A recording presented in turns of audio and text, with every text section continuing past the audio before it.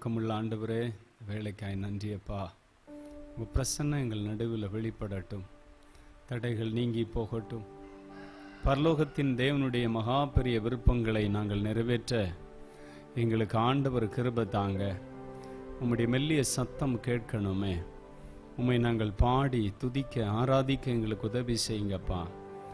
இது பார்க்குற உம்முடைய பிள்ளைகளுக்கு ரொம்ப பிரயோஜனமாக, உம்முடைய வாழ்வில் அநேக காரியங்களில் தேவன் அவர்களோடு ஒரு நிமிடமும் இடைப்படுகிறத அவங்க உணர்ந்து கொள்ள எங்கள் தேவனே நீர் உதவி செய்யும். ஆங்காங்கே வீடுகளில் போராடுகிற அந்தகார கிரியைகள், சத்துருவின் வல்லமைகள், தேவனுடைய நாமத்துக்கு எதிராக கிரியை செய்கிற அதிகாரங்களெல்லாம் அழிக்கப்பட்டு போகட்டும். பாடல், ஜெபம், ஆண்டவரே எல்லா பகுதி, செய்தி பகுதி எல்லாவற்றையும் நீங்கள் ஆசீர்வதிங்க. உம்முடைய கரத்தில் நாங்கள் அர்ப்பணிக்கிறோம். எல்லா பலவானையும் நாங்கள் முந்தி கட்டி ஜெபிக்கிறோம். இயேசு கிறிஸ்துவின் நாமத்தில் ஜெபிக்கிறோம் நல்ல பிதாவே, ஆமேன், ஆமேன். நம்ம ஒரு பாடலை பாடி கர்த்தரை நாம் மகிமைப்படுத்துவோம். தகப்பனே, தந்தையே, தலை நிமிர செய்பவர் நீரே. நம்முடைய வாழ்க்கையில் நம்முடைய சூழ்நிலையை மாற்றுகிற தகப்பன் நமக்கு உண்டு. நம்முடைய வாழ்க்கையில் தலை குனிகிற இடங்களில் தலையை நிமிர பண்ணுகிற ஒரு ஆண்டவர் நமக்கு இருக்கிறார். நம்ம எல்லாம் பாடுவோமா? தகப்பனே, தந்தையே, தலை நிமிர செய்பவர் நீரே. தகப்பனே, தந்தையே, தலை நிமிர செய்பவர் நீரே. கேடயம் நீரே, மகிமையும் நீரே, தலை நிமிர செய்பவர் நீரே. தலை நிமிர செய்பவர் நீரே. தலை நிமிர செய்பவர் நீரே. தகப்பனே, தந்தையே, தலை நிமிர செய்பவர் நீரே. தலை நிமிர செய்பவர் நீரே. எதிரிகள் எவ்வளவாய் பெருகிவிட்டன, எதிர்த்தெழுவோர் எத்தனையோ மிகுந்து விட்டன. எதிரிகள் எவ்வளவாய் பெருகிவிட்டன, எதிர்த்தெழுவோர் எத்தனை மிகுந்து விட்டன. ஆனாலும் சோர்ந்து போவதில்லை, தளர்ந்து விடுவதில்லை. தகப்பன் நீர் தாங்குகிறீ, என்னை தள்ளாட விட மாட்டீ. எல்லாரும் சொல்லுவோமா? தகப்பன் நீர் தாங்குகிறீ, என்னை தள்ளாட விட மாட்டீ. கேடயம் நீரே, மகிமையும் நீரே, தலை நிமிர செய்பவர் நீரே. தலை நிமிர செய்பவர் நீரே. தலை நிமிர செய்பவர் நீரே. தகப்பனே, எங்கள் தந்தையே, தலை நிமிர செய்பவர் நீரே. தலை நிமிர செய்பவர் நீரே. படுத்துறங்கி மகிழ்வுடனே விழித்திடுவே, ஏனெனில் கர்த்தர் என்னை ஆதரிக்கின்றே. படுத்துறங்கி மகிழ்வுடனே விழித்தெழுவே, ஏனெனில் கர்த்தர் என்னை ஆதரிக்கின்றே. அச்சமில்லையே, கலக்கமில்லையே, அச்சமில்லையே, கலக்கமில்லையே. வெற்றி தரும் கர்த்தர் என்னோடு, தோல்வி என்றும் எனக்கில்லையே. வெற்றி தரும் கர்த்தர் என்னோடு, தோல்வி என்றும் எனக்கில்லையே. தகப்பனே, தந்தையே, தலை நிமிர செய்பவர் நீரே. தலை நிமிர கேடயம் நீரே, மகிமையும் நீரே, தலை நிமிர செய்பவர் நீரே. கேடயம் நீரே, மகிமையும் நீரே, தலை நிமிர செய்பவர் நீரே, தலை நிமிர செய்பவர் நீரே, தலை நிமிர செய்பவர் நீரே. தகப்பனே தந்தையே, தலை நிமிர செய்பவர் நீரே, தலை நிமிர செய்பவர் நீரே. படுத்துறங்கி மகிழ்வுடனே விழித்திடுவே, ஏனெனில் கர்த்தர் என்னை ஆதரிக்கிறீ. படுத்துறங்கி மகிழ்வுடனே விழித்தெழுவே, ஏனெனில் கர்த்தர் என்னை ஆதரிக்கிறீ.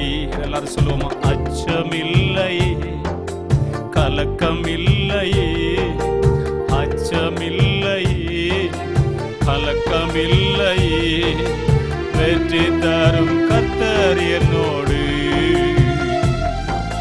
தோல்வி என்றும் எனக்கில்லையே. விசுவாசம் அறிக்கை பண்ணுங்க. வெற்றி தரும் கர்த்தர் என்னோடு, தோல்வி என்றும் எனக்கில்லையே. அப்பா, கேடயம் நீரே, மகிமையும் நீரே, தலை நிமிர செய்பவர் நீரே. கேடயம் நீரே, மகிமையும் நீரே, தலை நிமிர செய்பவர் நீரே, தலை நிமிர செய்பவர் நீரே.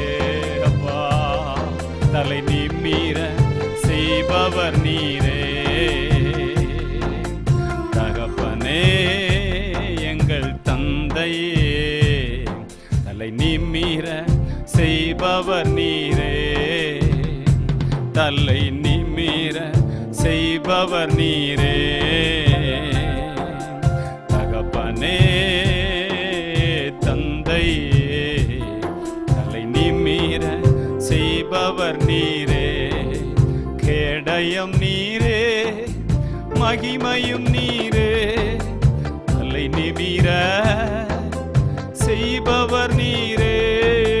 கேடயம் நீரே, மகிமையும் நீரே, தலை நிமிர செய்பவர் நீரே, தலை நிமிர செய்பவர் நீரே. அப்பா, தலை நிமிர செய்பவர் நீரே. ஒன்றுக்கும் நான் கலங்காமல் ஸ்தோத்தரிப்பே, அறிவு கெட்டா பேரமைதி பாதுகாக்குதே. ஒன்றுக்கும் நான் கலங்காமல் ஸ்தோத்தரிப்பே, அறிவு கெட்டா பேரமைதி பாதுகாக்குதே. நீர் விரும்பத்தக்கவை தூய்மையானவை, நீர் விரும்பத்தக்கவை தூய்மையானவை, அவைகளையே தியானம் செய்கிறேன். தினம் அறிக்கை செய்து ஜெயம் எடுப்பே, அவைகளையே தியானம் செய்கிறேன். தினம் அறிக்கை செய்து ஜெயம் எடுப்பே. கேடயம் நீரே, மகிமையும் நீரே, தலை நிமிர செய்பவர் நீரே. கேடயம் நீரே, மகிமையும் நீரே, தலை நிமிர செய்பவர் நீரே. தலை நிமிர செய்பவர் நீரே, தலை நிமிர செய்பவர் நீரே. எல்லாரும் அப்படியே ஆண்டவரை ஸ்தோத்திரம் பண்ணுவோம். ஆண்டவர் செய்த நன்மைகள் எத்தனை எத்தனை எத்தனை எத்தனை. அது எண்ணி முடியாதது, அது கணக்கில் அடங்காதது. கர்த்தாவே, நீர் செய்த நன்மைகள், நீர் தந்த ஆசீர்வாதங்கள் எல்லாவற்றுக்காக தோத்திரம் அப்படின்னு சொல்லுவோமா? அல்லேலூயா, அல்லேலூயா. ஸ்தோத்திர பலியிடுகிறவன் தேவனை மகிமைப்படுத்துகிறான். அவரை எல்லாரும் மகிமைப்படுத்துவோமா? இருதயத்தின் ஆழத்தினின்று உன்னதருக்கு ஸ்தோத்திரம், உயர்ந்தவருக்கு ஸ்தோத்திரம், ராஜாதி ராஜாவுக்கு ஸ்தோத்திரம், கர்த்தாதி கர்த்தருக்கு ஸ்தோத்திரம், ஒருவராய் பெரிய காரியங்களை செய்கிறவருக்கு ஸ்தோத்திரம். எல்லாரும் அப்படியே ஸ்தோத்திரம் செலுத்துவோமா? அல்லேலூயா. உமக்கே ஸ்தோத்திரம்ப்பா, ஸ்தோத்திரம், ஸ்தோத்திரம். அல்லேலூயா. ஆண்டவரை பார்த்து சொல்லுவோமா? நீர் எவ்வளவு நல்லவராய் எங்கள் வாழ்க்கையில் இருந்திருப்பா. போன நாட்கள், இந்த நாட்கள் எல்லாம் எங்கள் கண்ணீருக்கு, காலையிடலுக்கு, ஆத்மாவை மரணத்துக்கு தப்புச்சிங்களே. ஒவ்வொரு நாள் எங்களை அதிசயமா நடத்தினீங்களே. ஆண்டவரே, ஆவிக்குரிய வாழ்வில் கிறிஸ்துவுக்குள் வேர்விட, கனி கொடுக்க, கனியில் நிலை நிற்க ஆண்டவரே எங்களுக்கு கிருபை கொடுத்து வருகிறீங்களே, நன்றின்னு சொல்லுவோமா? ஹல்லேலூயா, ஹல்லேலூயா. எங்கள் பாவங்கள் எல்லாம் முதுகுக்கு பின்னாடி போட்டவரே, சமுத்திரத்தின் அடியாளத்தில் போட்டவரே, கிழக்குக்கும் மேற்குக்கும் தூரமாய் அறிக்கையிட்ட எல்லா பாவங்களை அப்பா மன்னிச்சீங்களே. அப்பா, உம்முடைய கிருபையின் இரத்தத்தினால கழுவினீங்களே. அப்பாவுக்கு முன்பதாக ஆண்டவரே நீதிமானாக நிலை நிற்க எங்களுக்காக சிலுவையில் ரத்தம் சிந்தினீங்களே. அப்பா, ஹல்லேலூயா. எனக்காகவே பாடுகளப்பட்டீரே, எனக்காகவே அடிக்கப்பட்டீர்களே, எனக்காகவே நொறுக்கப்பட்டீங்களே, எனக்கு சமாதானத்தை உண்டு பண்ணும் தண்டனையே நீங்க ஏற்றுக்கொண்டீங்களே. அப்பா, உமக்கு நன்றின்னு சொல்லுவோமா? நன்றி ஆண்டவரே. ஹல்லேலூயா. நம்முடைய பாரத்தை அறிந்து கொள்ளுகிற, நம்முடைய இருதயத்தின் துக்கங்களை புரிந்து கொள்ளுகிற ஒரு தகப்பன் நமக்கு இருக்கிறார். அவரை பார்த்து சொல்லுவோமா? உம்மை அப்பான்னு கூப்பிடத்தான் ஆசை, உம்மை அப்பான்னு கூப்பிடவா, உம்மை அம்மான்னு கூப்பிடத்தான் ஆசை, உம்மை அம்மான்னு கூப்பிடவா. ஆண்டவரை எப்படி வேணாலும் கூப்பிடலாமே. உம்மை அப்பான்னு கூப்பிடத்தான் ஆசை, உம்மை அப்பான்னு கூப்பிடவா, உம்மை அம்மான்னு கூப்பிடத்தான் ஆசை, உம்மை அம்மான்னு கூப்பிடவா, அப்பான்னு கூப்பிடுவே, உம்மை அம்மான்னு கூப்பிடுவே. இயேசுவே, உம்மை அப்பான்னு கூப்பிடுவே, உம்மை அம்மான்னு கூப்பிடுவே, உம்மை அப்பான்னு கூப்பிடத்தான் ஆசை, உம்மை அப்பான்னு கூப்பிடவா, உம்மை அம்மான்னு கூப்பிடத்தான் ஆசை, அம்மான்னு கூப்பிடவா. கருவில் என்ன சுமந்தத பார்த்தா உம்மை அப்பான்னு சொல்லணும். கருவில் என்ன சுமந்தத பார்த்தா உம்மை அம்மான்னு சொல்லணும். தோளில் என்ன சுமந்தத பார்த்தா உம்மை அப்பான்னு சொல்லணும். என்ன கெஞ்சுவதும் கொஞ்சுவதும் பார்த்தா உம்மை அம்மான்னு சொல்லணும். என்ன ஆற்றுவதும் தேற்றுவதும் பார்த்தா உம்மை அப்பான்னு சொல்லணும். எல்லா ஆண்டவரை பார்த்து உம்மை அப்பான்னு கூப்பிடுவே, உம்மை அம்மான்னு கூப்பிடுவே, உம்மை அப்பான்னு கூப்பிடுவே, உம்மை அம்மான்னு கூப்பிடுவே, உம்மை அப்பான்னு கூப்பிடத்தான் ஆசை, உம்மை அப்பான்னு கூப்பிடவா, உம்மை அம்மான்னு கூப்பிடத்தான்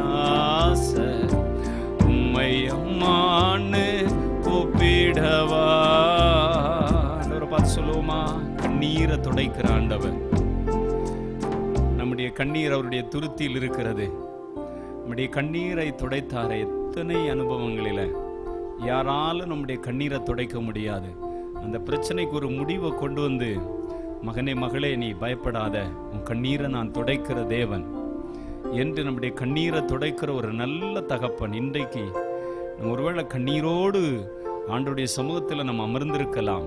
ஆனால் கண்ணீரை துடைக்கிற ஒரு தகப்பன் நமக்கு உண்டு. அவரை பார்த்து சொல்லுவோமா?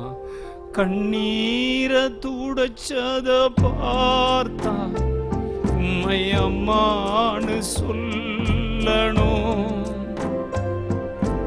விண்ணப்பத்தை கேட்டத பார்த்தா அப்பான்னு சொல்லணும், என் கண்ணீரை துடைச்சத பார்த்தா அம்மான்னு சொல்லணும், என் விண்ணப்பத்தை கேட்டத பார்த்தா உம்மை அப்பான்னு சொல்லணும், என்னை ஏந்துவதும் தாங்குவதும் பார்த்தா உம்மை அம்மான்னு சொல்லணும், உங்க இரக்கத்தை உருக்கத்தை பார்த்தா உம்மை அப்பான்னு சொல்லணும், உம்மை அப்பான்னு கூப்பிடுவே,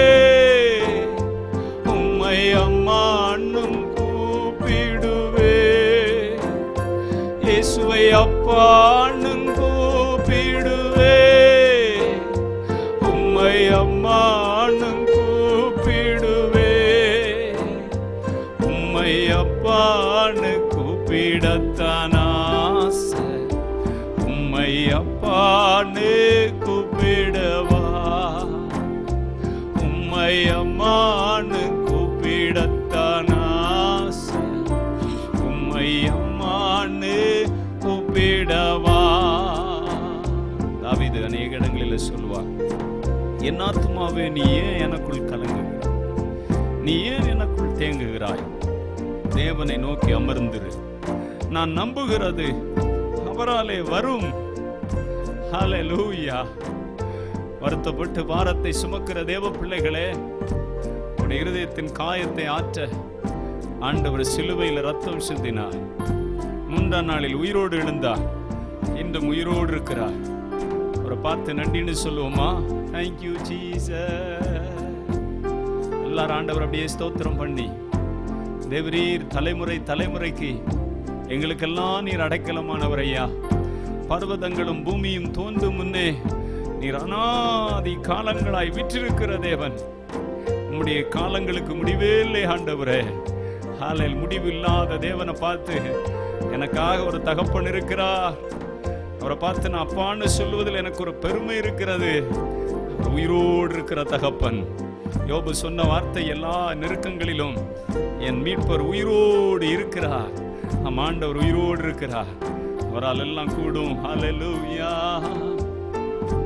சிங்காசனத்தில் விட்டிருக்கிறவரை அப்படியே பார்த்து ஸ்தோத்திரம் உம்மை நான் ஆராதிக்கிறேன்னு சொல்லுவோமா?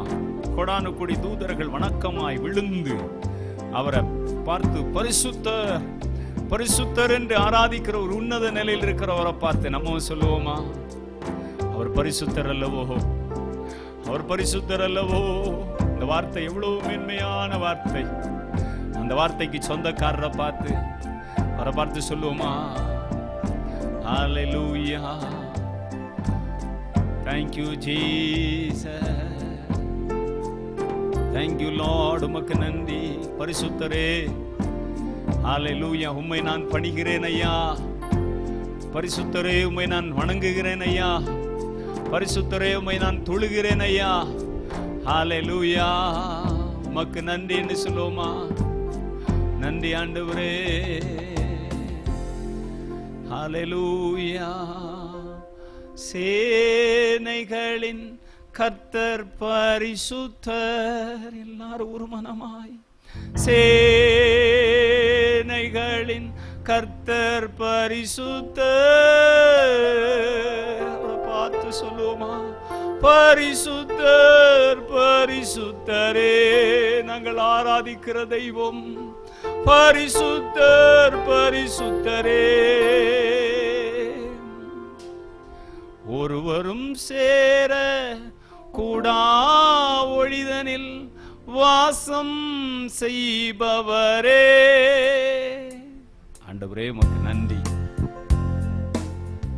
Thank you Jesus. உமக்கே மகிமை, உமக்கே புகழ்ச்சி அப்பா. தடைகள் நீர் அகற்றி போடுகிறவர். அவரை பார்த்து சொல்லுவோமா ஒரு விசை கூட? ஹல்லேலூயா. நீர் பரிசுத்த, நீர் பரிசுத்த,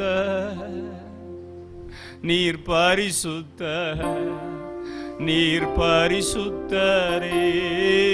பரிசுத்த உள்ளத்தின் ஆழத்தினின்று நீர் பரிசுத்தர். பரலோக தந்தையே நீர் பரிசுத்த, நீர் பரிசுத்தரே. பரிசுத்த நாங்கள் ஆராதிக்கிற தெய்வம் பரிசுத்த பரிசுத்த, நீர் பரிசுத்தரே. ஆராதனை கூறியவரே அப்பா, உம்மை உயர்த்தி ஆராதிப்பே. எல்லாரும் ஆண்டவரை பார்த்து ஆராதனை கூறியவரே, உம்மை உயர்த்தி ஆராதிப்பே. ஒரு நாள் அவருக்கு முன்பதாக கால்கள் எல்லாம் முடங்கி நின்று பரலோகத்தில் கோடானு கோடி ஒரு எண்ணக்கூடாத ஒரு திரள் கூட்டம் இப்படிதான் ஆண்டவர் ஆராதிக்க போகிறது. அங்கே கண்ணீர் இல்லை, அங்க துக்கம் இல்லை, வேதனை இல்லை, சூரியனோ சந்திரனோ இல்லை. ஆண்டவரே அங்க வெளிச்சம் கொடுக்க போறார். இப்படி துக்கம் எல்லாம் சந்தோஷமா மாற போகிறது. எத்தனை பேர் அந்த சந்தோஷத்தை இந்த நேரத்தில் அனுபவிச்சு நீங்க அவரை பார்த்து சொல்ல முடியும்? பரிசுத்த, நீர் பரிசுத்த, பரிசுத்த, நீர் பரிசுத்தரே. பரிசுத்த பரிசுத்த பரிசுத்த, நீர் பரிசுத்தரே. ஆராதனை கூறியவரே, நீர் ஒருவர் மாத்திரமே. உம்மை உயர்த்தி ஆராதிக்கோ. ஆராதனை கூறியவர் சிங்காசனத்தில் விற்றிருக்கிறாரே, உயர்த்தி ஆராதிப்பே. பார்த்து பரிசுத்த, நீர் பரிசுத்த பரிசுத்த, பரிசுத்தரே. பரிசுத்த எங்கள் தெய்வம் நீர் பரிசுத்த, இருள் இல்லாதவர். பரிசுத்த, நீர் பரிசுத்தரே. ஆராதனை கூறியவரே, உம்மை உயர்த்தி ஆராதிப்பே. ஆராதனை கூறியவரே தந்தையே, உம்மை உயர்த்தி ஆராதிப்பே. எவ்வளவு பரிசுத்தர்! உடைய நாமம் பரிசுத்தமானது. சொன்னார், என் துதியை நான் வேறொருவருக்கு கொடுக்க மாட்டேன். துதிக்கு பாத்திரம் அவர் ஒருவருக்கு தான். மனுஷனுக்கு அல்ல, அவரால் படைக்கப்பட்ட மரம் செடி கொடிக்கல்ல, அவரால் சிருஷ்டிக்கப்பட்ட மலைகள் குன்றுகள் சூரிய சந்திரனுக்கு அல்ல, இந்த உலகத்தில் ஊர்வன பரப்பவனை கல்ல, இந்த உலகத்தில் உள்ள எந்த அரசியல் தலைவர்களுக்கு அல்ல. என் ஆண்டவருக்கு ஆராதனை. அவரை பார்த்து சொல்லுங்க, பரிசுத்த, நீர் பரிசுத்த பரிசுத்த, நீர் பரிசுத்தரே. பரிசுத்த தந்தையே, நீர் பரிசுத்த, உமக்கே பரிசுத்த, நீர் பரிசுத்தரே. எங்களை முற்றுமாய் ஆண்டவருடைய சமூகத்தில் ஒப்புக் கொடுக்கிறோம். வருகை சமீபமா இருக்கிறது. கடைசி கால செய்திகள் எங்கள் காதில் எட்டிக் கொண்டு இருக்கிறது. இதோ பங்காரிகளும் துன்மார்க்கரும் உமக்கு முன்பாக துரும்பை போல் இருக்கும் காலம் வருகிறது. ஆண்டவரே, நீதிமானோ பனையை போல் செழித்து லீபனோனின் கேதுருவை போல வளருவான் என்று எழுதப்பட்டிருக்கிறது. இதோ இந்த ஆராதனை கலந்து கொள்கிற ஒவ்வொரு குடும்பங்கள் மீதும் ஒரு தெய்வீக மகிமை இறங்கட்டும், தெய்வீக சமாதானம் இறங்கட்டும், இருளின் ராஜ்யங்கள் விலகட்டும், பரிசுத்தமாக்குகிற தெய்வ கரம் இறங்கட்டும், சத்துருவினுடைய வல்லமைகள் முறியடிக்கப்படட்டும். கர்த்தர் பராக்கிரமம் செய்கிறவராய் வெளிப்படுவீராக. இருதயங்களை திறங்கப்பா. இன்னைக்கு உங்களுடைய வார்த்தையை கேட்க எங்களுக்கு நீங்க பேசுங்க ஆண்டவரே. ஹல்லேலூயா. கரத்திலே ஒப்பு கொடுக்கிறோம் இயேசு கிறிஸ்துவின் நாமத்தில். Amen, amen. Praise God. நாம் தேவனுடைய வார்த்தையை தியானிக்க போகிறோம்.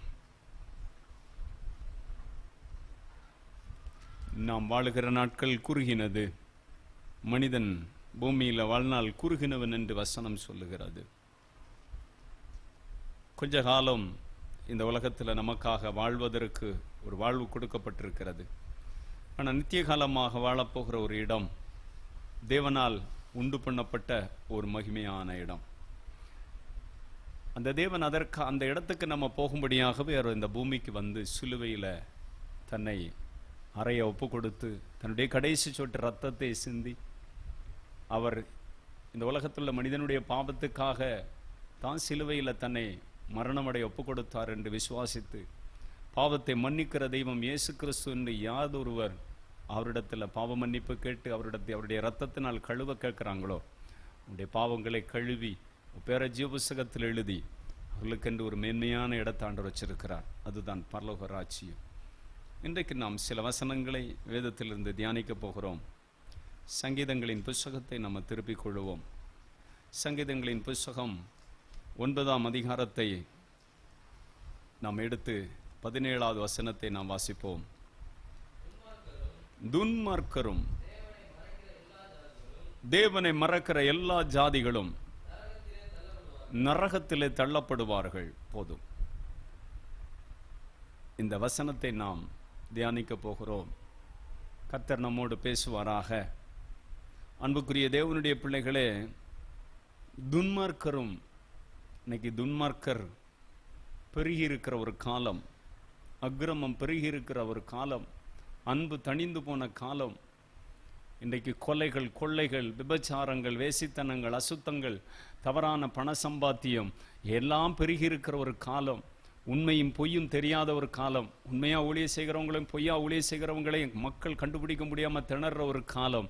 ஆனால் ஆண்டவர் ஒரு காரியத்தை சொல்லுகிறார். துன்மார்க்கரும் தேவனை மறக்கிற எல்லா ஜாதிகளும், யாரானாலும் சரி, தேவனை அறிந்திருந்தேன், அவரை ஆராதித்தேன், இன்னைக்கு அவரை விட்டு நான் பின்வாங்கி போயிட்டேன், யாரானாலும் சரி, அந்த மனிதர்களுக்கெல்லாம் வசனம் சொல்லுகிறது, அந்த ஜாதிகள் எல்லாம் நரகத்தில் தள்ளப்படுவார்கள். துன்மார்க்கரும் தேவனை மறந்து வாழ்கிறவர்கள், தேவனை ஒரு காலத்தில் ஆராதித்து இன்றைக்கு அவரை விட்டு பின்வாங்கி போன யாரானாலும் சரி, இவங்கெல்லாம் நரகத்தில் தள்ளப்படுவார்கள் என்று ஆண்டவருடைய வசனம் சொல்லுகிறது. தேவ பிள்ளைகளே, இன்னும் நீங்கள் வாசித்தா தானியேலின் புஸ்தகத்தை நம்ம திருப்பிக் கொள்ளுவோம். தானியேலின் புஸ்தகம் 12ஆம் அதிகாரம் அதனுடைய 2வது வசனம். தானியேல் 12:2. பூமியின் தூளிலே நித்திரை பண்ணுகிறவர்களாகிய அநேகரில் சிலர் நித்திய ஜீவனுக்கும்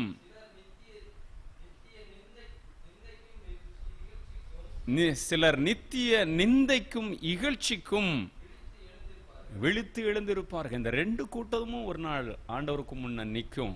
ஒன்று, பூமியின் தூளிலே நித்திரை பண்ணுகிறவர்களாகிய, மரித்து அடக்கம் பண்ணப்பட்டு இந்த உலகத்தில் இன்னைக்கு அப்படி இருக்கக்கூடிய ஒவ்வொரு பாடியும் ஒரு நாள் தேவனுக்கு முன்பாக எழுந்திருக்கும்னு வசனம் சொல்லுகிறது. பூமியின் தூளில் நித்திரை பண்ணுகிறவர்களில் அநேகரில் சிலர் என்ன செய்வாங்களாம்? சிலர் நித்திய நிந்தைக்காக எழுந்திருப்பாங்களாம், சிலர் நித்திய இகழ்ச்சிக்காக விழித்து எழுந்திருப்பார்கள்.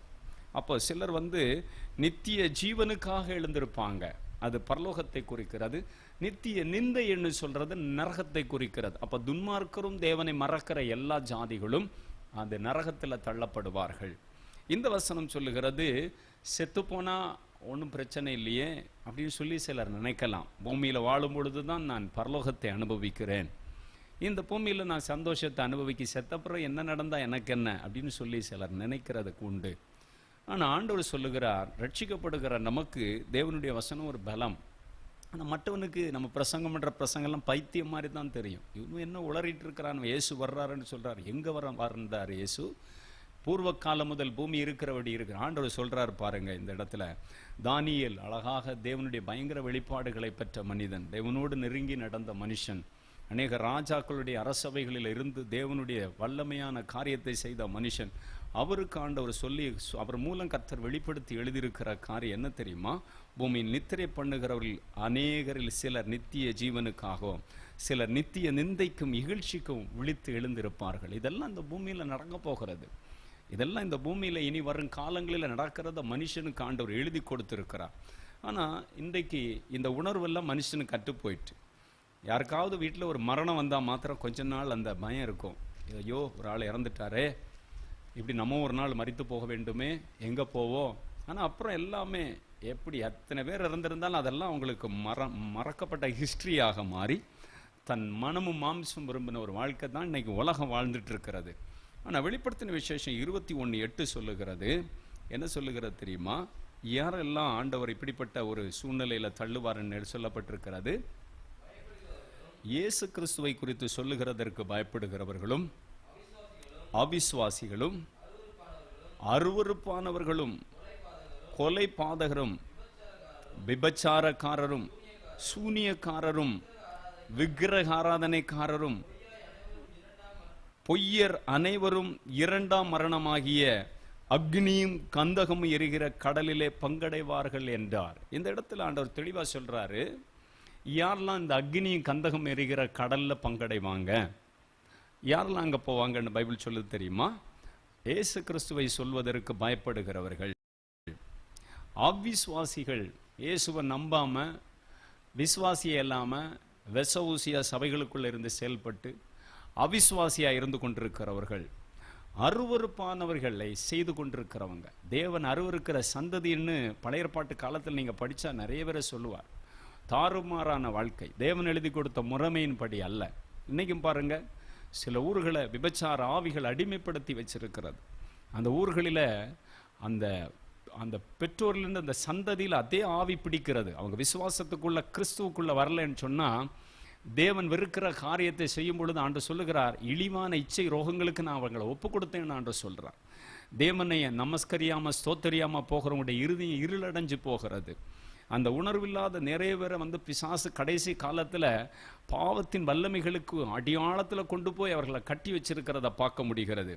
வேதம் தெளிவாக சொல்லுகிறது, பயப்படுகிறவர்கள், அவிசுவாசிகள், அருவருப்பானவர்களும், கொலை பாதகரும். இன்னைக்கு பாருங்க, துணிகரமான கொலைகள் நடக்கிறது. சிலது வெளியே தெரியுது, சிலது வெளியே தெரியாமலே ரொம்ப ஞானமாக செய்கிறாங்க. காவல்துறை அதை கண்டுபிடிக்க தடுமாறுகிறது. என்னதான் செய்தாலும் தேவனுக்கு முன்ன ஒரு நாள் நிற்கணும். இந்த உலகத்தின் நீதிமன்றத்தை மனுஷன் ஏமாத்தலாம், அரசியல் பலத்தை வச்சு மனிதர்களை ஏமாத்தலாம், இந்த உலகத்தில் பல அடாவடி தனத்தில் கொண்டு போகலாம். ஆனால் ஒரு நாள் பூமியில் நித்திரை பண்ணின பிறகு அந்த ஆண்டவருடைய முன்பாக ஒரு நாள் நிற்பதற்கு பூமியின் தூளில் நித்திரை பண்ணுகிறவர்கள் எழுந்திருப்பார்களாம். சிலர் நித்திய நிந்தைக்கும் சிலர் நித்திய ஜீவனுக்கு எழுந்திருப்பார்கள் என்று பைபிளில் போட்டிருக்கு. அப்போது ஒன்றில் பரலோகத்துக்கு போகணும், இல்லைன்னா நரகத்துக்கு போகணும். அது இந்த பூமியில் இருக்கும் பொழுதே அந்த வாழ்க்கையை பார்த்து தான் தேவன் அதற்கு அவர் பலன் அளிப்பார். வேதம் நமக்கு சொல்லுகிறத பாருங்க.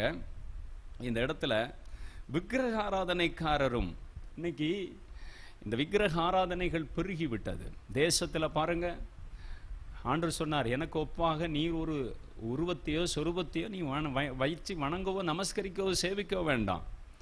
நான் அப்படின்னா எரிச்சல் உள்ள தேவனாக இருந்து 2-3 தலைமுறை நான் தண்டிக்காமல் விடமாட்டேன்னு சொல்லியிருக்கிறேன். ஆனாலும் மனிதன் தனக்கு தோணினதெல்லாம் ஆதி காலங்களில் எதெல்லாம் பயந்தானோ அதெல்லாம் தெய்வம்னு வணங்கினாங்க. அந்த கான்செப்டில் அப்படியே இன்னைக்கும் மனிதன் எப்படி அந்த காரியத்தை செய்துட்டு இருக்கிறான். விக்கிரக ஆராதனை தேசத்தில் பெருகி விட்டது. மனுஷன் கையினால் செஞ்சு தெய்வத்தை வணங்கி ஆராதிக்கிற பார்க்கும் பொழுது படைத்த ஒரு தெய்வம் பரலோகத்தில் இருக்கிறார். அவர் இந்த பூமியை பார்க்கும் பொழுது எவ்வளவு துக்கப்படுவார். என்னை இந்த கல்லுக்கு சமமாக்கினீர்களோ, என்னை இந்த மரத்துக்கு சமமாக்கினீர்களோ, என்னை இந்த விலங்குக்கு சமமாக்கினீர்களோ, நான் படைச்ச மனிதனில் சந்ததியில் வந்த இந்த மனிதனை இந்த தெய்வமாக வணங்கி கொண்டிருக்கிறாய என்று அவருடைய உள்ள ரொம்ப துக்கப்படும். விக்கிரக ஆராதனை ஆண்டவருக்கு தான் மகிமை உண்டு, அவருக்கு தான் கனம் புகழ்ச்சி. அது ஒரு ஊழியக்காரனுக்கும் கிடையாது, அது இந்த உலகத்தில் உள்ள எந்த மனுஷனுக்கு கிடையாது. ஆனால் இன்றைக்கு மனிதர்கள் விக்கிரகத்தை ஆராதித்து கொண்டிருக்கிற ஒரு பெரிய கூட்டத்தை நம்ம பார்க்க முடிகிறது. இவங்க எல்லாரையும் குறித்து வசனம் சொல்லுது. யார் நரகத்துக்கு போவாங்க? கொலை பாதகர், அருவருப்பானதை செஞ்சிட்டு இருக்கிறவங்க, தேவனை குறித்து சொல்லாமல் பயந்துட்டு இருக்கிறவங்க, அவங்க எல்லாருக்கும் இந்த தண்டனைகள் இருக்கிறது என்று வசனம் சொல்லுகிறது. அப்புறம் சொல்லுகிறது விபச்சாரக்காரரும். இன்னைக்கு தேசத்தில் பாருங்க, எல்லாம் ஆண்ட்ராய்டு மொபைலு, விபச்சாரங்கள் தேசத்தில் பெருகி வருகிறது. சிட்டிகளில் இருந்தது இன்னைக்கு கிராமங்களில் பரவி, அதிகாரிகள் சொல்கிறாங்கன்னா அநேக கேஸுகள் எங்களுக்கு ஸ்டேஷனில் வருகிறது. கிராமங்களில் விபச்சாரங்கள் பெருகிவிட்டது. மக்கள் திரளா கூடுகிற இடமெல்லாம் விபச்சாரங்கள் இன்னொரு பக்கம் நடந்து கொண்டிருக்கிறது. இந்த மாதிரி விபச்சாரத்துக்கு அடிமைப்பட்டு ஜனங்கள் போகிறார்கள். அந்த பாவத்துக்குள்ளே போனதும் அந்த பிசாசு அந்த கயிறுனால் கட்டிடுவான், இவங்களால் வெளியே வரவே முடியாது. இந்த விபச்சாரத்துக்கு மக்கள் இன்றைக்கு கடைசி காலத்தில் மதிமயங்கி போகிறார்கள். பொய்யர் அனைவரும் இன்னைக்கு பொய் நாவினால பொருளை சம்பாதிக்கிறதுல மனிதர்கள் தேறினவர்கள். பைபிள் சொல்லுது, பொய் நாவினால பொருளை சம்பாதிக்கிறவன் சாவை தேடுகிறவன் விடும் மூச்சு போல் இருக்கிறது. பிள்ளைகள் பேரில் சத்தியம் பண்ணி என்னென்னமோ பொய்களை சொல்லி சம்பாதிக்கிறதுல கை தேர்ந்த கலையுடையவர்களாக மனிதர்கள் மாறிக்கொண்டிருக்கிறார்கள். பொய்யர் அனைவரும் இரண்டாம் மரணமாகிய அக்னியும் கந்தகம் எரிகிற கடலில் தள்ளப்படும். அது ஒரு பெரிய கடல். அந்த கடலுக்குள்ளே போனால் திரும்ப வர முடியாது. அது நித்திய காலமாக வேகிற ஒரு இடம், அங்கே தான் போக முடியும். ஆனால் வேதம் நமக்கு தெளிவாக சொல்லுகிறது, இந்த மாதிரிப்பட்ட இடத்துக்கு தான் இன்னைக்கு போவதற்கு சாத்தான் அவங்க போகிறதுனால மக்களுக்கு இந்த பாவ வழிகளை சொல்லி கொடுத்து அவர்களை தெரலா கொண்டு போயிட்டுருக்கிறான். சத்தியத்துக்கு செவி கொடுக்கிற மனிதர்கள் இன்னைக்கு இல்லாமல் போகிறத பார்க்க முடிகிறது. வெளிப்படுத்தின விசேஷம் 14ஆம் அதிகாரம் 11வது வசனத்தை நம்ம வாசித்து பார்ப்போமா? அவர்களுடைய வாதையின் புகை சதா காலங்களிலும் எழும்பும், மிருகத்தையும் அதன் சொரூபத்தையும் வணங்கினவர்களுக்கும் அதன் நாமத்தின் முத்திரையை தரித்துக் கொள்ளுகிற எவனும் இரவும் பகலும் இளைப்பாறுதல் இராது. இந்த மாதிரி அந்த முத்திரையை தரித்து கொள்ற ஆளு, அந்த மிருகத்தையும் அந்த சொரூபங்களையும் வணங்குறவங்க இளைப்பாறுதல் இராத ஒரு நரக தண்டனைக்குள்ள தள்ளப்படுகிறதை குறித்து இந்த வேத பகுதி சொல்லுகிறது. அப்படிப்பட்ட ஒரு பயங்கரமான கொடூரமான ஒரு காரியங்கள் இந்த கடைசி நியாய தீர்ப்பில் தேவன் வச்சிருக்கிறார் என்று வசனம் சொல்லுகிறது. வெளிப்படுத்தின விசேஷம் 20ஆம் அதிகாரம் 10வது வசனத்தை நம்ம வாசித்து பார்த்தால், மேலும் அவர்களை மோசம் போக்கின பிசாசானவன், தெளிவாண்டு சொல்றார், மக்களை இன்னைக்கும் மோசம் போக்கி கொண்டிருக்கிறது யாரு? பிசாசானவன். அதனால தான் ஆண்டவர் சொன்னால், பிசாசின் தந்திரங்களுக்கு எதிர்த்து நில்லுங்கள், பிசாசுக்கு இடம் கொடாதிருங்கள். ஆண்டவர் பிள்ளைகளாகிய நமக்கு இடம் கொடுத்தா தான் உள்ள வருவான். குடும்பத்துக்குள்ள வருவான், தொழிலுக்குள்ள வருவான், தனிப்பட்ட ஜீவியத்தில் வருவான். அதனால தான் இயேசு அதிகமாக வலியுறுத்தி சொல்லுவார், சீஷர்கள் கை கழுவாமல் சாப்பிட்றதுனால அது அவனுடைய வயிற்றில் போய் டைஜஸ்ட் ஆகி ஆசனம் வழியாக அது வெளியே போயிடும். ஆனால் இருதயத்திலிருந்து எழும்பி வருது இல்லையா, ஒரு எண்ணம், சிந்த, விபச்சாரம், வேசித்தனம், அசுத்தம், இதெல்லாம் உன்னை தீட்டுப்படுத்தும்னு சொல்லி கொடுத்தார். அந்த மாதிரி வராமல் நல்ல எண்ணம், நல்ல மனுஷன் தன் இருதயமாகிய பொக்கிஷ சாலையிலிருந்து நல்லதை எடுத்து காட்டுகிறான். அப்போ இருதயம் தேவனுடைய வார்த்தையினாலும் அபிஷேகத்தினாலும் ஆவியினாலும் நிறைந்திருக்கணும் அப்படின்னு ஆண்டவர் சொல்லி கொடுத்துருக்கா. அவ்வளோ முக்கியத்துவம் கொடுத்துருக்கிறார். இன்னைக்கு கொரோனா வந்தால் செத்து போகிறான். கொரோனா வந்து செத்து போனால் கூட நீ பரலோகம் போக முடியும். ஆனால் பாவத்தோடு நீ செத்து போனால் நரகத்துக்கு தான் போக முடியும். இதுதான் முக்கியம். நோய்வாய்ப்பட்டா விடுதலை கொடுக்கறது தேவனுக்கு லேசான காரியம். ஆனால் நோயிலிருந்து சுகம் பெற்ற பிறகு பாவம் செய்து நரகத்துக்கு போவான்னா அந்த விடுதலை நமக்கு இல்லாமல் அப்படியே செத்து பரலோகத்துக்கு போகிறது சந்தோஷமான காரியம். இன்னைக்கு நிறைய பேர் அப்படிதான் விடுதலையை வாங்கிட்டு தாம் மனம் போன வாழ்க்கை வாழ்ந்து தேசத்தில் தேவனை துக்கப்படுத்தி கொண்டிருக்கிறத நிறைய பார்க்க முடிகிறது. தேவ பிள்ளைகளே, நாம் ரொம்ப கவனமா இருக்கணும். இந்த இடத்துல ஆண்டவர் சொல்லுகிறார் பாருங்க, அந்த வசனத்தில் ஆண்டவர் தெளிவா சொல்றாரு. அந்த 20ஆம் அதிகாரம் 10வது வசனத்தை நம்ம வாசிப்போம். மேலும் மோசம் போக்கின பிசாசானவன், மிருகமும் கள்ள தீர்க்கதரிசியும் இருக்கிற இடமாகிய அக்னியும் கந்தகமான கடலில் தள்ளப்பட்டான். அவர்கள் இரவும் பகலும் சதா காலங்களிலும் அங்க வாதிக்கப்படுவாங்க. இது ஒரு ரொம்ப ஆபத்தான டேஞ்சரான இடம். இப்ப சொன்னா சிலருக்கு புரியாது, ஆனா அது ரொம்ப வேதனையான இடம்னு வசனம் சொல்லுகிறது. சதா காலங்களிலும் வாதிக்கப்படுவார்கள். ஆண்டவர் யாருக்கெல்லாம் மோசம் போக்கின பிசாசுக்கு, மிருகத்துக்கு, கள்ள தீர்க்கதரிசிகளுக்கு, இவங்களுக்கெல்லாம் ஆண்டவர் வச்சிருக்கிற ஒரு இடம் தான் நரகம். அது சதா காலங்களிலும் ஒரு பெரிய வேதனையான இடம். அதுக்கு முடிவே இருக்காது. சதா காலங்களிலும் அங்க வாதிக்கப்படுவாங்க, அவங்க தண்டிக்கப்படுவாங்க. அந்த தண்டனைந்து விடுதலையாக்க ஆண்டவர் எவ்வளவு அன்பு வச்சார்.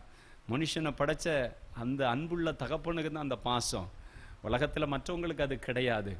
யாராவது தன் மக்களுக்காக ஜீவனை கொடுத்த ஹிஸ்டரி எங்கேயாவது இருக்கா? ஆண்டவர் மனுஷனாகிய நம்மையில அன்பு வச்சு சிலுவையில ரத்தம் சிந்தி, அந்த ரத்தத்தினால உங்களை என்னை மீட்கும்படி அவர் சித்தம் கொண்டார். நம்புகிற உங்களுக்கு அந்த மேன்மையானது ஆண்டவர் வச்சிருக்கிறார்.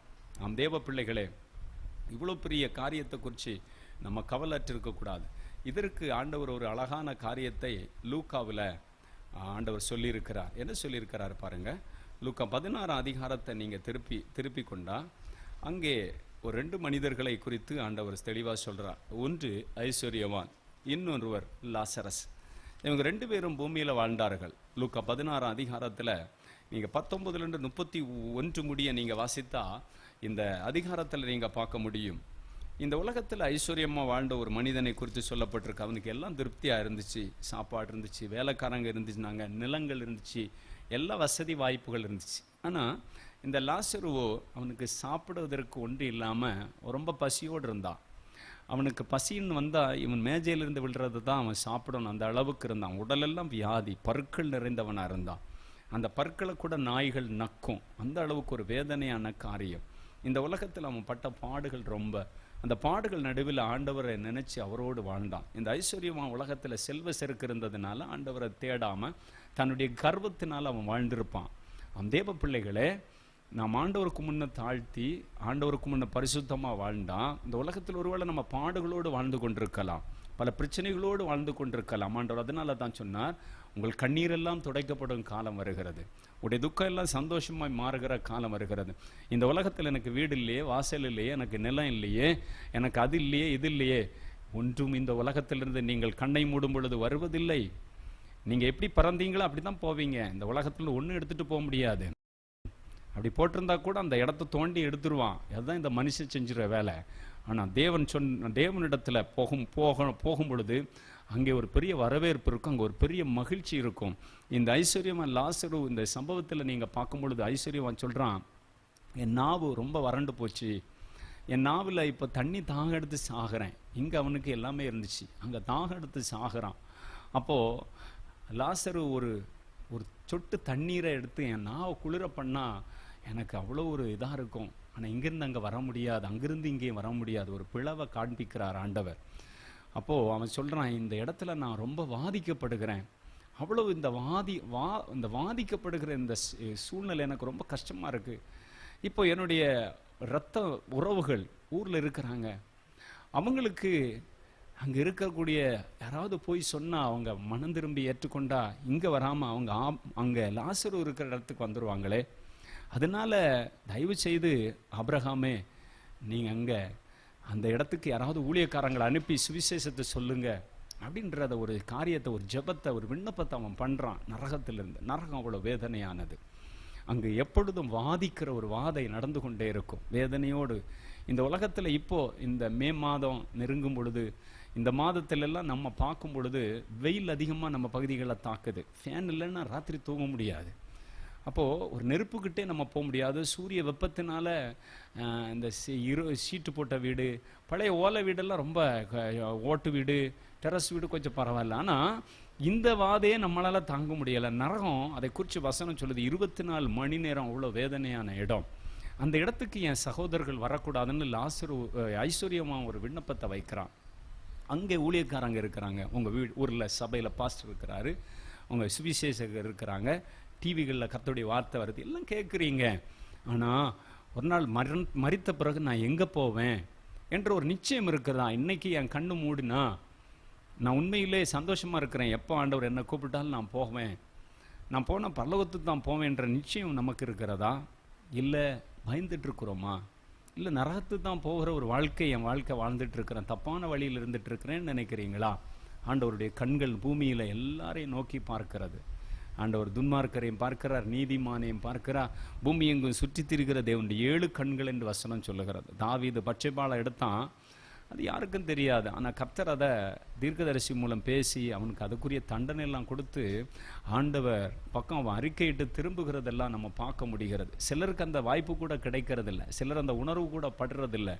அப்படியே அவங்க வாழ்க்கை முடிந்துவிடைந்து போகிறத பார்க்க முடியும். தேவ பிள்ளைகளே, ஐஸ்வர்யமா லாசரு இந்த 2 பேரும் உண்மையாகவே இந்த உலகத்தில் ஒரு மனுஷன் பயங்கரமாக துன்பப்பட்டான். அவனுக்கு ஆண்டவர் ஒரு பெரிய ஆறுதலான ஒரு இடம், இளைப்பாறுதல், பரலோக மேன்மை. நாம் இந்த உலகத்தில் வாழுகிறத வச்சு இவங்கெல்லாம் பாக்கியவான்னு சொல்லிட்டு இருக்கிறீங்க. மனம் திரும்பாமல் இருந்து அவன் பாக்கியவான் இல்லை, அவன் கேடு கட்டவன். ஒரு நாள் ஆண்டவருக்கு முன்னே அவனுக்கு நிற்க முடியாது. ஆனால் தேவனுக்கு பயந்திருக்கிற உத்தமன், சன்மார்க்கன். சங்கீதம் 15 சங்கீதம் 1 2 ஆண்டவரை சார்ந்து ஒரு நீதிமானின் சந்ததியாக வாழ்கிற குடும்பங்கள் இந்த பூமியிலும் ஒரு சந்தோஷம்தான், பரலோகத்தில் ஒரு சந்தோஷம்தான். இன்றைக்கு தேவ பிள்ளைகள் உலகத்தின் வாழும் மனிதனை பார்த்து ஆடம்பரங்களை பார்த்து ஏமாந்து போகாதீங்க. அவங்களுக்கெல்லாம் தேவன் காருள் வைக்கப்பட்டிருக்கிறது. தேவனுக்கு பயந்து நீ பொல்லாப்புக்கு விலகி வாழ்ந்து பார், வாழ்க்கையில் ஒரு பெரிய மாற்றத்தை நீ பார்ப்ப, வாழ்க்கையில் பெரிய ஆசீர்வாதத்தை பார்ப்ப. இந்த உலகத்தில் நம்ம சம்பாதிச்சது ஒன்றும் கூட வராது. ஒன்று நீதி, மரணத்துக்கு தப்புவிக்கணும்னு வசனம் சொல்லுது. நீங்கள் நீதியாக வாழ்ந்தா அவன் செய்த கிரியைகள் அவனுக்கு பின்னாடி போகும். நீ என்ன கிரியை செஞ்ச, நன்மையான கிரியை செஞ்சால் அதற்குரிய அவார்டு ஆண்டவர் கொடுப்பார், தீமை செஞ்சால் அதற்குரிய வாதிக்கிற இடத்துக்கு ஆண்டவர் தள்ளுவார். இது 2 கட்டாயம் உண்டாகும். அவன் அந்த கிரியைகள் நம்மோடு கூட வரும். ஆண்டவர் அழகாக சொன்னார் வெளிப்படுத்தின விசேஷத்தில். ஆண்டவர் சொன்னார், என்ன சொன்னார் தெரியுமா? இதோ சீக்கிரமாய் வருகிறேன், அவனவனுக்கு நான் அளிக்கும் பலன் என்னோடு கூட வருகிறது. பரிசுத்தமாக வாழ்கிறவன் இன்னும் பரிசுத்தமாகட்டும், அசுத்தம் செய்கிறவன் இன்னும் அசுத்தம் செய்யட்டும், அநியாயமாக வாழ்கிறவன் இன்னும் அநியாயம். ஆனால் அவனவன் என்ன கிரியை செஞ்சான் அதற்கு நான் பதில் கொடுக்க வருகிறேன். ஆண்டவர் சீக்கிரமாக வர்ற மாறனாதா, சீக்கிரமாக வரும் ஐயா. அவர் வரப்போகும் காலம் நெருங்கி இருக்கிறது. தேவ பிள்ளைகளே, நம்ம சகோதரர்கள் எல்லாம் இருக்கிறாங்க, சகோதரிகள் இருக்கிறாங்க. அந்த வேதனையான இடத்துக்கு வரக்கூடாதுன்ற பாரம் உங்களுக்கு இருக்குதா? அப்படின்னா நீங்கள் சும்மா இருக்க மாட்டீங்க, மற்றவங்களுக்கு இயேசுவை பற்றி சொல்லுவீங்க. ஒரு நாட்களில் நாங்கள் கிராமங்களில் ப்ரொஜெக்டர் வச்சு இயேசு கிறிஸ்துவின் அன்பை அறியாத கிராமங்களில் நாங்கள் போட்ட காலங்கள் உண்டு. அப்போ ஒரு இன்சிடெண்ட்டை ஒரு பிரதர், அவங்கள்ட்ட நிறைய வீடியோ இருந்துச்சு, அவங்கள வச்சு நாங்கள் அந்த ப்ரோக்ராம் பண்ணோம். அப்போது 2 நண்பர்கள் நல்ல கிரிக்கெட் விளையாடினாங்க, நல்லா பேசினாங்க, நல்லா இருந்துச்சு. அப்போ திடீர்னு அவன் ஆக்சிடெண்ட்டில் மரித்து போகிறான் நண்பன். இப்போ இவன் நல்ல ஜெபிக்கிறவன், பரிசுத்தமாக வாழ்கிறவன், விசுவாசத்தில் நல்ல ஆண்டவருக்குள்ள ஆலயத்துக்கு போகிறவன், நல்ல ஆக்டிவானவன். அவன் நரகத்துக்கு போயிட்டு அவன் இவனுக்கு ஒரு கடிதம் எழுதுகிற மாதிரி உள்ள ஒரு காட்சி கனவு அவன் பார்க்குறான். எப்படி பார்க்குறான் தெரியுமா? ஐயோ நண்பனே, நம்மெல்லாம் சேர்ந்து டீ குடித்தோம், நம்ம எல்லாம் சேர்ந்து ஹோட்டலுக்கு போனோம், பார்க்குக்கு போனோம், ஸ்கூலில் நம்ம நல்ல ஃப்ரெண்டாக இருந்தோம். ஆனால் நீ எனக்கு எல்லாமே நல்லா பேசின, ஆனால் நான் இப்போ வந்திருக்கிற இடம் ரொம்ப நரகம், வேதனையாக இருக்குது. இந்த இடத்துக்கு நான் வந்திருக்கிறேன், நீ ஒரு கிறிஸ்தவனாக இருந்து நீ எனக்கு அந்த பரலோகத்தை சொல்லாமல் விட்டியே பாரு, இது மாதிரி ஒரு துரோகம் ஒன்றுமே கிடையாது அப்படின்னு சொல்லி அவன் வருத்தப்படுகிற ஒரு காட்சி. அது ரொம்ப எங்களை எல்லாம் அந்த பார்க்கும் பொழுது ரொம்ப தூண்டிச்சு. கிறிஸ்துவின் அன்பை இன்னும் சொல்லுவது அதுக்கு அதை ஒரு சம்பவமாக எடுத்திருந்தாலும் உண்மையிலே அது மனுஷனை சிந்திக்க வைக்கிற. தேவ பிள்ளைகளே, இந்த உலகத்தில் வாழுகிற உங்களுக்கு எனக்கும் எப்போ மரணம் வரணும்னு யாருக்குமே தெரியாது. ஆண்டவர் சொல்கிறார், மரண நாளின் மேல் ஒருவனுக்கு அந்த அதிகாரம் கிடையாது. அவர் தான் ஜீவனை கொடுத்தார், அவர் தான் எடுப்பார். ஆவியை விடாதிருக்க மனுஷனுக்கு அதிகாரமே கிடையாது. நாம் பெரிய முதலமைச்சர் முடியாது, நாம் பிரதமர் முடியாது, நாம் சர்ச்சில் பாஸ்டர் முடியாது, நாம் பெரிய செல்வந்தர் முடியாது, நாம் பெரிய ரவுடி முடியாது. அந்த நாள் மேலே அவருக்கு தான் அதிகாரம். இந்த உலகத்தில் நாம் ஒன்றும் கொண்டு வந்ததும் இல்லை, கொண்டு போகிறதும் இல்லை. ஆனால் உறுதியாக ஒன்று, நீங்கள் இயேசு கிறிஸ்துவுக்கு பயந்து வாழ்ந்தா ஒரு நாள் அவர் உங்களை நிச்சயமாக அவர் வச்ச மென்மையான இடத்துக்கு கூட்டு போவார். அதை குறித்து ஆண்டவர் தெளிவாக சொன்னார். தெளிவில்லாமல் ஒன்றும் சொல்லலை. ஆண்டவர் தெளிவாக பைபிளில் எல்லாமே எழுதியிருக்கிறார். சும்மா கட்டுக்கதையெல்லாம் கிடையாது. இன்னைக்கு நடக்கிறதும் இனி நடக்க போகிறது எல்லாம் பைபிளில் எழுதப்பட்டிருக்கிறது. யுத்தங்களின் செய்தியெல்லாம் கேட்கிறோம் இல்லையா?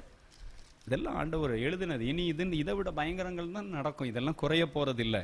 ஏன்னா இயேசு கிறிஸ்துவின் வருகை சமீபமாக இருக்கிறது. ஆண்டவர் தெளிவாக சொன்னார். யோவான் 14 அதிகாரம் 1, 2, 3 நீங்கள் வாசித்தா ஆண்டவர் சொன்னார். என்ன சொன்னார் தெரியுமா? உங்கள் இருதயம் கலங்காதிருப்பதாக தேவனிடத்தில் விசுவாசமாயிருங்கள், என்னிடத்திலும் விசுவாசமாயிருங்கள். என் பிதாவின் வீட்டில் அநேக வாசஸ்தலங்கள் உண்டு. அப்படி இல்லாதிருந்தால் நான் உங்களுக்கு சொல்லியிருப்பேன். ஒரு ஸ்தலத்தை உங்களுக்காக ஆயத்தம் பண்ண போகிறேன். நான் போய் உங்களுக்கு ஸ்தலத்தை ஆயத்தம் பண்ணின பின்பு நான் இருக்கிற இடத்துல நீங்களும் இருக்கும்படிக்கு நான் மறுபடியும் உங்களை என்னிடத்தில் சேர்த்து கொள்ளுவேன். இதை விட ஒரு அஷூரன்ஸ் யார் கொடுக்க முடியும்? பொய் சொல்ல அவர் மனுஷனும் அல்ல, மனமாற அவர் மனப்புத்திரனும் அல்ல. அவர் இந்த வேதத்தில் எழுதினதெல்லாம் துல்லியமாக நடந்துட்டு இருக்கு, அக்குரேட்டா 100%. ஒன்று கூட ஒரு புஷ்டாப் கமா தப்பாமல் நடந்துட்டு இருக்கு. அவர் இந்த பூமிக்கு வந்தது உண்மை, சரித்திரம் 2ஆம் மார்ச். அவர் மரித்தது உண்மை, அவர் அடக்கம் பண்ணப்பட்டது உண்மை, உயிரோடு எழும்பினது உண்மை. அவர் இந்த உலகத்துக்கு வந்ததுக்கு சாட்சிக்கு தான் என்னை போன்றவங்க எல்லாம் அவரை குறித்து பிரசங்கம் பண்ணிட்டு இருக்கிறாங்க. நிறைய லட்சக்கணக்கு கோடிக்கணக்கானவர் உலகத்தில். அவருடைய இருந்த சீசர்கள் சொன்னார், நாங்கள் கண்ணார கண்டதும் நாங்கள் உணர்ந்ததும் தொட்டு பார்த்த இந்த ஜீவனுள்ள வார்த்தை குறித்து பிரசங்கம் பண்ண எங்களுக்கு பயமே கிடையாதுன்னு சொல்லி பிரசங்கம் பண்ணாங்க.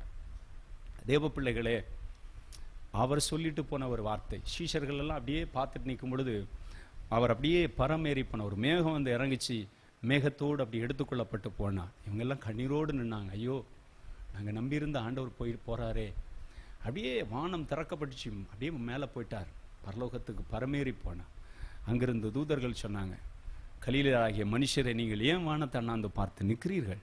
உங்களிடத்திலிருந்து பரத்துக்கு ஏறி வந்த இந்த இயேசு கிறிஸ்து உங்கள் திரும்ப வரப்போகிறார் அப்படின்னு சொல்கிற ஒரு செய்தியை சொன்னாங்க. அவர் எப்படி எடுத்துக்கொள்ளப்பட்டார், அப்படியே அவர் திரும்பவும் இந்த பூமிக்கு வருவார். அவர் வரப்போகும் காலம் சமீபமாக இருக்கிறது. அவர் வரும்பொழுது அங்கே இப்போ என்ன வேலை நடந்துட்டு இருக்கு, என்ன செஞ்சிட்டு இருக்கிறா? உங்களுக்கு எனக்கு ஒரு ஸ்தலத்தை ஆயத்தப்படுத்துகிறார். அதுதான் பரலோக ராஜ்யம். தேவ பிள்ளையே, இந்த உலகத்தில் 70-80 ஆண்டுக்காக எவ்வளோ பிரயாசம் எடுக்கிறோம், உழைக்கிறோம், சம்பாதிக்கிறோம், படிக்க வைக்கிறோம், செத்து போகிறோம். நீங்கள் இவ்வளோ பாடுபட்டு இந்த உலகத்தோடு முடிஞ்சு போகா இன்னொரு வாழ்க்கை இருக்கிறது. அதுதான் தேவன் கொடுக்குற ஒரு பெரிய ராஜ்யம். அந்த இடத்துக்கு போகணுன்னு ஆண்டவர் விரும்புகிறார். அந்த இடத்தை குறித்து ஆண்டவர் சொல்கிறார்.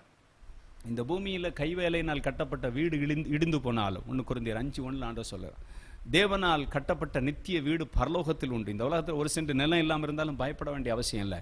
என் ஆண்டவர் வச்சிருக்கிற ஒரு பெரிய மாளிகை அங்கே இருக்கிறது, ஒரு பெரிய வீடு இருக்கிறது. அங்கே தங்கத்தில் தெருக்கள், ரத்தினமான உயர்ந்த கற்கள், நீங்கள் பார்க்க முடியாத. இன்னைக்கு நம்ம சில வீடுகளை டெடிகேட் பண்ணும் பொழுது, சொந்தக்காரங்க கூப்பிடும் பொழுது ஊரில் போய் பார்த்துட்டு, ஐயோ இந்த வீடு இப்படியெல்லாம் இருக்கா, இந்த காலத்தில் இவ்வளோ பெரிய வீடா? இதெல்லாம் ஒரு சின்ன ஒன்றுமே கிடையாது. என் ஆண்டவர் கட்டி வச்சிருக்கிற வீடு மகா பெரிய மேன்மை.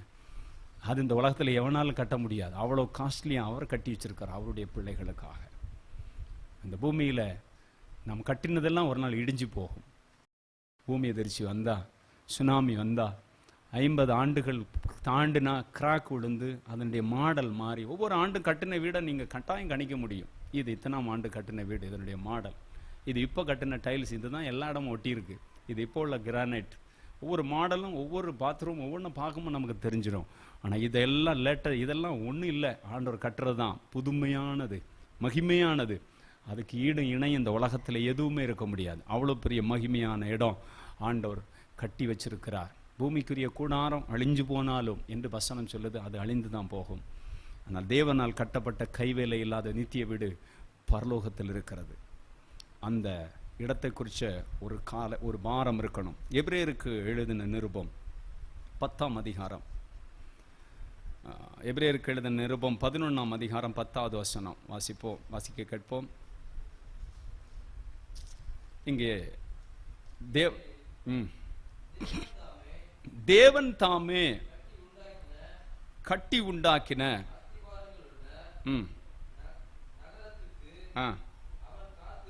அவன் காத்திருந்தான் விசுவாசத்தினாலே.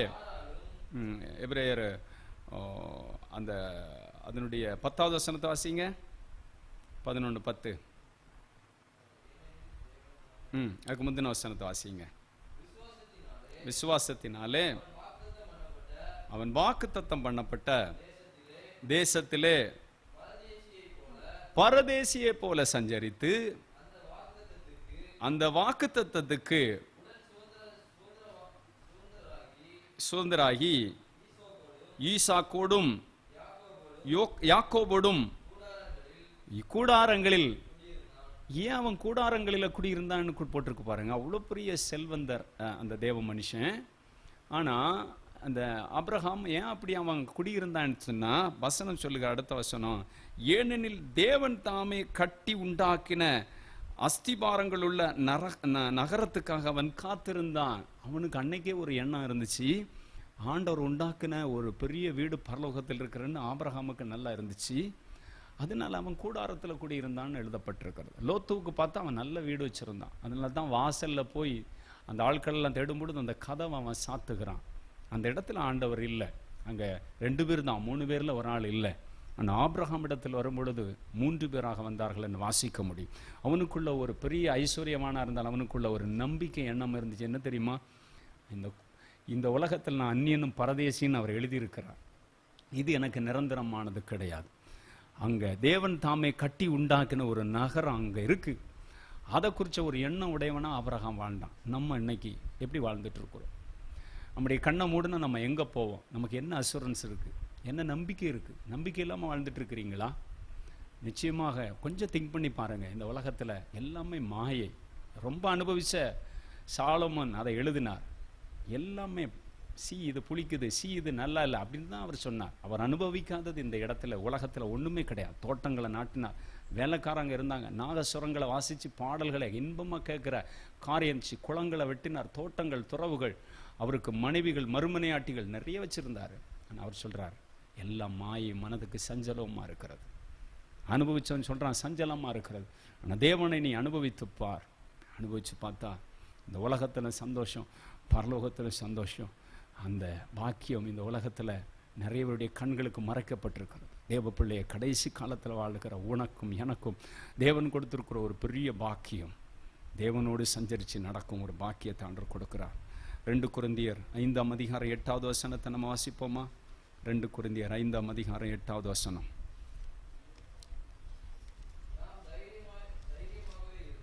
நாம் தைரியமாகவே இருந்து இந்த தேகத்தை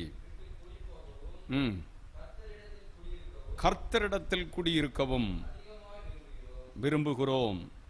ரொம்ப தைரியமா இருக்கணும். என்ன தைரியம்? மரணத்தை குறித்து பயம் நமக்கு வேண்டாம். ஏன் இந்த வசனம் சொல்லுகிறது, நாம் தைரியமாக இருந்து இந்த தேகத்தை விட்டு குடி போகவும் கர்த்தரிடத்தில் குடியிருக்கவும் அதிகமாய் விரும்புகிறோம். மரணம் என்பது நமக்கு ஒரு டிரான்ஸ்ஃபர்மேஷன் தான். இந்த உடல் சரீரத்தில் இந்த பூமியில் செத்தா கர்த்தரோடு இருக்க போகிறோம், அவ்வளோதான். இந்த உலகத்தில் மனிதர்கள் தான் பொறாமை எரிச்சல் உள்ளவங்களாக பல கிரியைகளை செய்கிற இந்த உலகம், பாவம் நிறைந்த உலகம். கர்த்தரிடத்தில் ஒரு ஷிஃப்ட் மாறி போகிறோம், அவ்வளோதான். இந்த ஊரை விட்டு இன்னொரு ஊருக்கு குடி பெயர்ந்து போகிற மாதிரி தேவனோடு குடியிருக்க போகிறோம். இதை விட பாக்கியம் என்னங்க உண்டு? மரணம் இன்பமானது, அது சந்தோஷமாக சந்திக்கணும், மகிழ்ச்சியானது. தேவ பிள்ளைகள் எல்லாம் அந்த மரண நேரத்தில் ரொம்ப சந்தோஷமாக இருந்தாங்க. கல்லெறிஞ்ச வேளையிலும் நல்ல முழங்கால் படிட்டு ஆண்டவரை ஸ்தோத்திரம் பண்ணி போனாங்க. என்ன செஞ்சாலும் அவங்க நல்ல மன்னிங்க ஆண்டவரே அப்படி தைரியமாக ஜெபம் பண்ணிட்டு போயிட்டாங்க. ஏன் தெரியுமா? நம்பிக்கை இருந்துச்சு. இந்த தேகத்தை விட்டு நான் குடிபெயர்ந்து ஆண்டவர்கிட்ட போகிறேன், அவ்வளோதான். ஆண்டவர்கிட்ட போகணுன்னு தான் இவ்வளோ நாளும் பாவம் இல்லாமல் வாழ்ந்தேன், பரிசுத்தத்துக்காக போராடினேன். நம்ம போராடி வாழ்வோம், கர்த்தர் உங்களோடு இருப்பார். நீதி உள்ள தேவன் பெரியவர். வெளிப்படுத்தின விசேஷத்தில் 22:1-7 வாசிச்சா மேன்மைகளை சொல்லுகிறது. அந்த பரலோகத்தில் என்னென்ன காரியம் தேவன் தம்முடைய பிள்ளைகளுக்கு வச்சிருக்கிறார் என்று வசனம் சொல்லுகிறது பாருங்க. வாசிங்க. பின்பு பளிங்கை போல் நதிகளும் தேவனும் ஆட்டுக்குட்டியானவரும் அங்க நரகத்தின் மத்தியில் இருபுறமும் 12 கனிதரும் ஜீவ விருட்சங்கள். இனி அங்கே ஒரு சாபமும் இராது. ஆட்டுக்குட்டியானவரே சிங்காசனத்தில் வீற்றிருக்கிற ஒரு மகிமை. அவருடைய ஊழியக்காரர்கள் அவரை சேவித்து அவருடைய சமூகத்தை தரிசிப்பார்கள். அவருடைய நாமம் அவருடைய நெற்றியில் இருக்கும். அங்கே ராக்காமலமும் இராது. விளக்கும் சூரியனும் வெளிச்சமும் அவர்களுக்கு வேண்டுவதில்லை. தேவனும் கர்த்தரும் அவர்கள் மேல் பிரகாசிப்பார், அவர்கள் சதா காலங்களில் அரசு ஆளுவார்கள். பின்பு அவர் என்னை நோக்கி, இந்த வசனம் உண்மையும் சத்தியமுமானவைகள், சீக்கிரமாய் சம்பவிக்க வேண்டியவைகளானபடியால் தம்முடைய ஊழியக்காரருக்கு காண்பிக்கும் பொருட்டு பரிசுத்த தீர்க்கதரிசிகளில் கர்த்தராகிய தேவனானவர் தம்முடைய தூதனை அனுப்பினார். இதோ சீக்கிரமாய் வருகிறேன். இந்த புஸ்தகத்தில் உள்ள தீர்க்க தரிசன வசனத்தை கை கொள்ளுகிறவர்கள் பாக்கியவான் என்று எழுதுன்னு சொன்னார். ஆம் தேவ பிள்ளைகளே, இதை கை கொண்டு வாழ்ந்தா நீங்களும் நானும் பாக்கியவான்கள். அவ்வளோ பெரிய மேன்மை. பரலோகத்தின் இன்பத்தை அனுபவிச்சவனுக்கு இந்த பூமியில் இருக்கிறது குப்பையாக தெரியும். அது வீடாக இருக்கலாம், சொத்தாக இருக்கலாம், செல்வமாக இருக்கலாம், பணமாக இருக்கலாம், அழகாக இருக்கலாம், புகழாக இருக்கலாம்.